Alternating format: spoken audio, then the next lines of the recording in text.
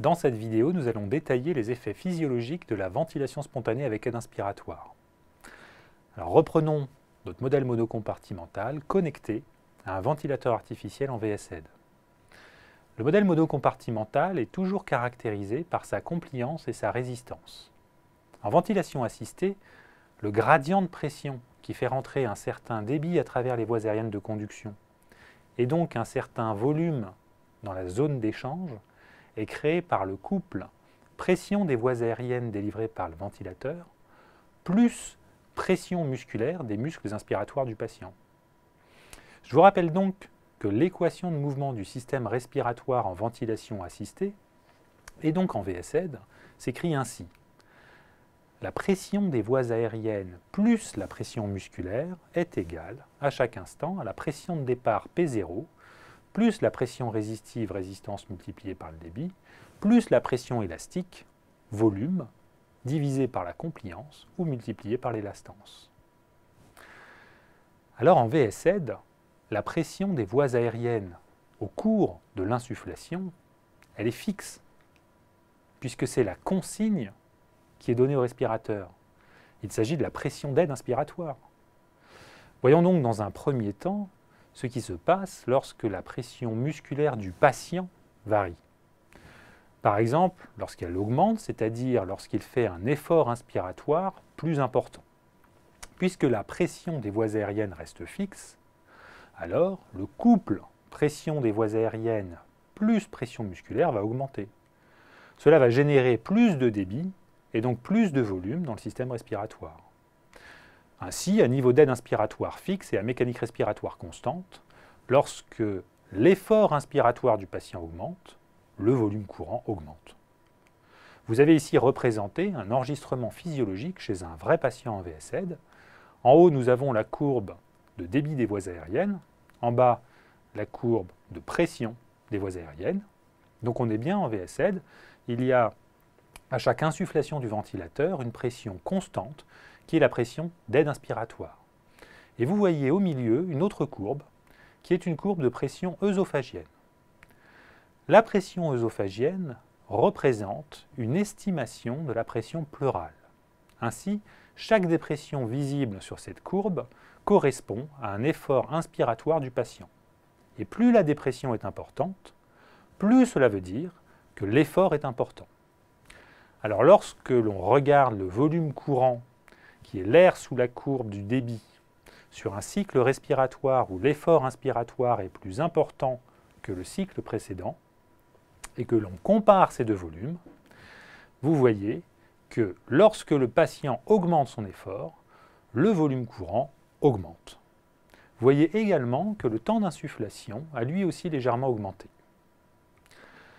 Alors maintenant, nous allons nous intéresser aux effets physiologiques de la modification du niveau d'aide inspiratoire. Que se passe-t-il lorsque l'on augmente le niveau d'aide inspiratoire?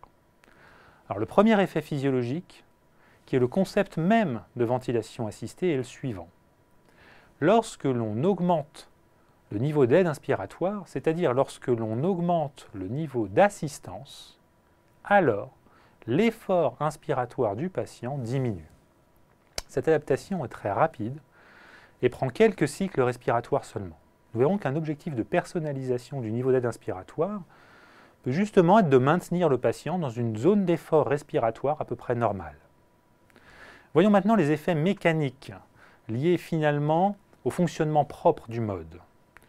Sur ce schéma, nous représentons un cycle respiratoire avec un certain niveau d'aide inspiratoire et sur le cycle suivant, nous avons augmenté le niveau d'aide inspiratoire. On voit que pour augmenter le niveau d'aide inspiratoire, c'est-à-dire pour augmenter la pression délivrée dans les voies aériennes au cours de l'insufflation, le ventilateur va devoir délivrer plus de débit. Je vous rappelle en effet qu'en VS-Aid, le ventilateur artificiel adapte en permanence le débit qu'il délivre afin de satisfaire l'objectif de consigne en pression, qui est la pression d'aide inspiratoire. Lorsque celle-ci augmente, le ventilateur artificiel délivre plus de débit afin d'atteindre cette nouvelle pression de consigne. L'insufflation prend toujours fin de la même manière, lorsque la consigne de cyclage est atteinte. c'est-à-dire lorsque le débit d'insufflation atteint un certain pourcentage, 25% par défaut, du débit maximal dans le cycle. Donc la première observation que l'on peut faire, si l'on s'intéresse à l'air sous la courbe de débit qui représente le volume courant, c'est qu'il y a une augmentation de ce volume courant lorsque l'on augmente la pression d'aide inspiratoire, et ce à pression musculaire identique et à mécanique respiratoire constante. L'autre effet mécanique, qui est généralement moins connu, mais qui est très important sur le plan des interactions patient-ventilateur, c'est une augmentation du temps d'insufflation du respirateur. Alors, si on représente dans le même temps l'activité des muscles respiratoires, représentée schématiquement ici par un électromyogramme du diaphragme, on observe que le temps inspiratoire du patient ne varie pas en fonction du niveau d'assistance délivré par le ventilateur artificiel. En d'autres termes, le temps inspiratoire qu'on appelle neural, c'est-à-dire déterminé par la commande de la respiration, ne varie pas en fonction du niveau d'aide inspiratoire réglé. Cela veut dire que lorsque l'on augmente le temps d'insufflation du ventilateur au cours d'une augmentation du niveau d'aide inspiratoire, on augmente le temps d'insufflation au-delà de la fin de l'effort inspiratoire neural du patient. Le patient a fini d'inspirer, mais le ventilateur artificiel continue son insufflation. Cette prolongation de la phase d'insufflation va réduire le temps expiratoire du patient. Il va donc recevoir plus de volume pendant plus de temps et aura moins de temps pour expirer. Nous avons donc vu les principaux effets physiologiques de l'augmentation du niveau d'aide inspiratoire sur le ventilateur. Cela diminue l'effort inspiratoire du patient, augmente le volume courant, augmente le temps d'insufflation du ventilateur et diminue le temps qu'a le patient pour expirer.